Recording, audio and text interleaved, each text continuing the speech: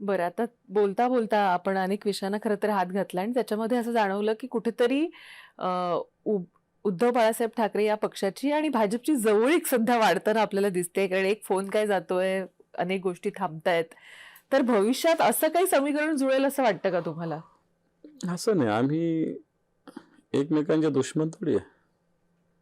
आम्ही राजकीय विरोधक आहोत. त्यामुळे कोणाला फोन करून असं कोणी सांगितलं, भेटून असं कोणी सांगितलं. जर मी स्वच्छ हेतूनं कोणाला भेटलो, स्वच्छ हेतून कोणाला आता उद्या मला माझ्याकडे लोक येतात समजा काही, मी विरोधी पक्षनेता असताना. मी देवेंद्र फडणवीसांना फोन करायचो, एकनाथ शिंदे साहेबांना फोन करायचो. काय प्रॉब्लेम अजितदादांनाही करायचो. आणि त्यांनी कधी कोणी म्हटलं नाही, की नाही, नाही तुझं काम करत नाही, असं कधी कोणी म्हटलं नाही. पॉझिटिव्हली घेतलं. मला वाटतं हे केलंच पाहिजे आणि करावंच लागतं.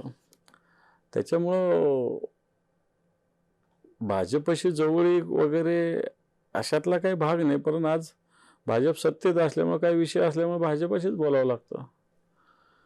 आणि मला असं वाटतं, की आपण फार राजकीय विरोधक आहोत, दुश्मन नाही.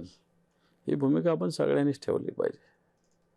विरोधक एकमेकांचा असतो, आपण राहिलं पाहिजे, त्याच्याविषयी काही.